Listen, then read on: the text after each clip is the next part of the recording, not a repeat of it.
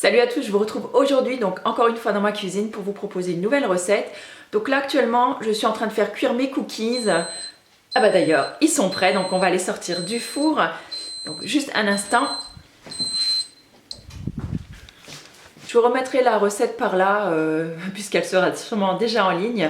Donc là je suis désolée si ça tremble, mais je suis en train de tenir mon réflexe à bout de bras et pour tout vous dire, il est quand même super lourd, mais j'avais envie de vous montrer donc la petite recette que je vais faire maintenant. En fait ce sont des boules de bonheur et c'est tout simplement en fait un petit peu comme les truffes fruitées vegan que je vous avais mis une fois sur le blog. Donc là j'ai un petit peu modifié la recette, j'ai rajouté quelques ingrédients et franchement c'est super bon et j'avais vraiment envie de la partager avec vous. Donc on va voir ensemble ce qu'il nous faut comme ingrédients, donc c'est parti. Pour faire cette recette, vous aurez besoin donc de poudre de caroube, on aura besoin de dattes, on aura également besoin donc de pruneaux. J'ai rajouté des pruneaux déjà parce que j'adore le goût et en plus je trouve que ça apporte vraiment une texture un petit peu plus moelleuse. Alors pour les dattes, par contre j'ai oublié de vous préciser, on n'utilise pas de medjool en général pour cette recette. Par contre ce sont des dattes desquelles le petit noyau en fait qui est à l'intérieur, il est déjà enlevé. Et en fait ce sont des dattes, ce qu'on appelle les soft, vous voyez, elles sont déjà molles. Donc si vous n'avez pas de dattes comme ça, mais des dattes qui sont vraiment sèches, il va peut-être falloir les laisser tremper une petite demi-heure avant de faire la recette, sinon vous n'y arriverez pas. Les pruneaux c'est pareil, ce sont des pruneaux qui sont déjà dénoyautés et qui sont hyper souples et qui sont hyper bons aussi. Donc les raisins secs, ceux-là vous voyez ils sont vraiment très secs, donc je vais les faire tremper un petit peu moi avant la recette, le temps en fait que je sorte les cookies du four. On aura besoin également donc de noix de coco râpées un petit peu, si vous n'aimez pas, vous en mettez pas. Et là je vais rajouter en fait des petits morceaux de noisettes qui ont été grillés, franchement c'est super bon avec et ça va apporter une petite touche de croquant. Donc c'est parti, on commence tout de suite. Alors pour commencer la recette, on va déjà mettre les dattes dedans. Dans notre petit mixeur. Alors mon mixeur, vous avez été plusieurs à me demander, en fait il vient tout simplement de chez Lidl. Voilà, ils ont de temps en temps, ils ont une offre et en fait c'est un mixeur plongeant et il y a ce petit contenant avec, donc ce qui est plutôt sympa. Donc on va commencer à mixer ça et ensuite je rajouterai les raisins à l'intérieur.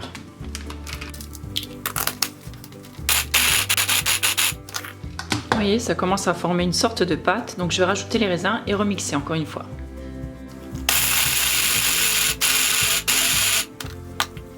Je vais rajouter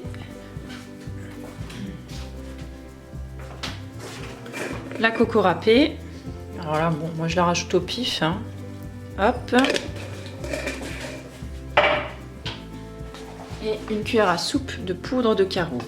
Ça, c'est vraiment ce qui va apporter le petit goût particulier. On va remixer encore une fois.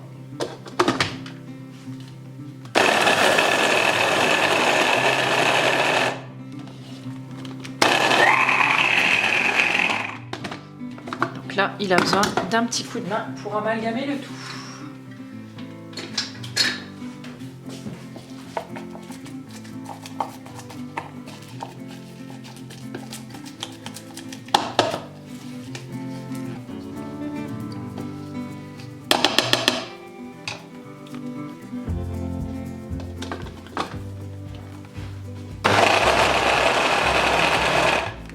Là, ça va devenir vraiment plus difficile de mixer. Donc on va y aller par petites touches.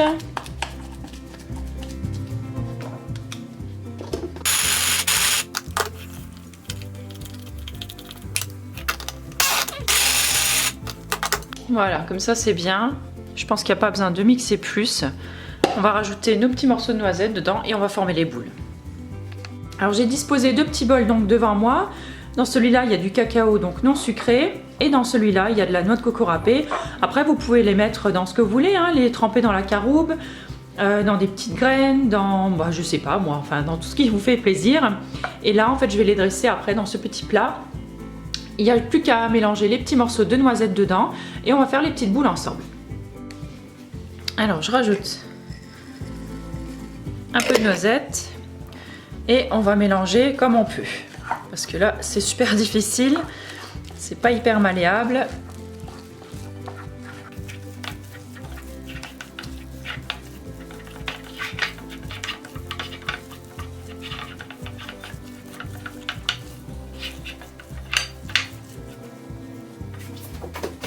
j'espère que vous verrez suffisamment. C'est pas facile hein, à filmer. Donc j'ai prélevé une petite quantité de pâte que je vais faire une petite boule avec. Vous voyez, dans un style comme ça, une petite noisette.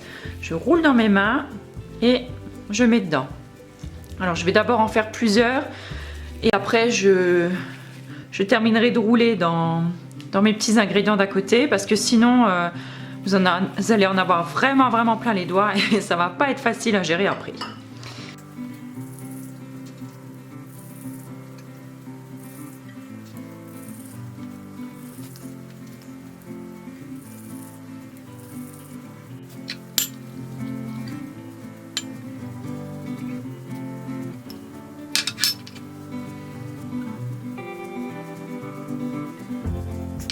Comme pour le façonnage des cookies, je vous conseille voilà, de laver vos mains de temps en temps. Une fois que la pâte commence à coller un peu à vos mains, c'est moins facile. Donc, on les passe un petit peu sous l'eau et c'est reparti. Alors, c'est une recette qui est plutôt facile à faire. C'est vrai qu'elle prend un petit peu de temps. Mais franchement, c'est tellement bon.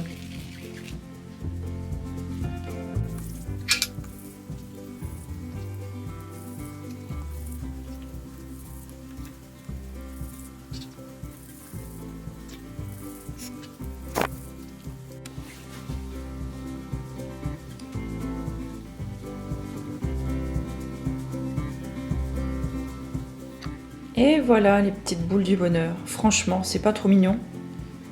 Moi, ça me donne super envie. Je pense que je vais en goûter une. Allez, je vais me laisser tenter. Je vais en goûter une. Enrobée de noix de coco.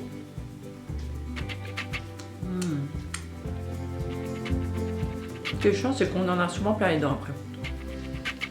Alors, je dis comme ça. Désolée. En tout cas, franchement, elles sont super bonnes. Si vous faites la recette, n'hésitez pas à me taguer, à mettre un petit hashtag, à mettre un petit mot, un Insta direct, un petit mon nom sur Insta, enfin n'importe. M'envoyer une photo ou quoi, n'hésitez pas, franchement j'adore. J'adore voir quand vous avez fait vos recettes et quand vous m'avez mis un petit mot comme quoi ça vous a plu ou quoi, ou si vous avez apporté une modification. Franchement c'est toujours génial de vous lire. En entendant moi, écoutez, j'en ai plein la bouche. Je vous fais des gros bisous et puis je vous dis à très bientôt. Ciao!